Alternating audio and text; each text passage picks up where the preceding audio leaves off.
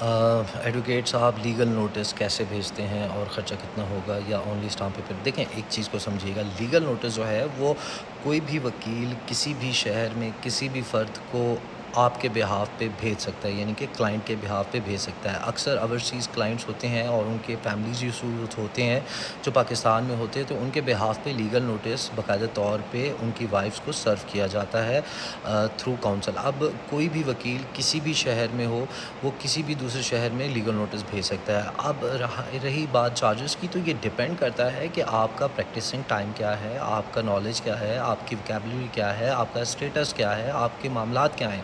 تو یہ legal notice کا جو سنیریو ہے یہ ٹوٹلی ڈیپینڈ کرتا ہے لائر ٹو لائر، کہ لائر کتنے چارج کرتا ہے۔ کوئی 40,000 بھی لیتے ہیں، کوئی 50,000 بھی لیتے ہیں، کوئی لاکھ روپے بھی لیتے ہیں، اور جو بہت سینئر لائرز ہیں وہ لاکھوں میں بھی لیتے ہیں صرف ایک لیگل نوٹس ہے۔ کیونکہ آپ یہ دیکھیں کہ آپ کا ایک لیگل نوٹس کی وجہ سے آپ کے کتنے معاملات بہتر ہو سکتے ہیں، کتنی آپ کو بینیفٹ مل سکتے ہیں۔ آپ اس چیز کو انڈرسٹینڈ جب کر لیں گی، اگر آپ کا وکیل اس حساب سے ہے، تو اگر وہ آپ سے 50,000 لے رہا ہے یا لاکھ روپے لے رہا ہے اور آپ کو وہ لیگل کور دے رہا ہے بہت ساری چیزوں پہ، تو وہ جسٹیفائی کر رہا ہے۔ بٹ دا تھنگ از، اگر آپ ایک نارمل لیگل نوٹس بھیج رہے ہیں جس میں نہ تو آپ کو کوئی بینیفٹ ہو رہا ہے، نہ ہی آپ کو کوئی ریلیف مل رہا ہے، تو پھر اس لیگل نوٹس کا فائدہ کوئی نہیں ہوگا۔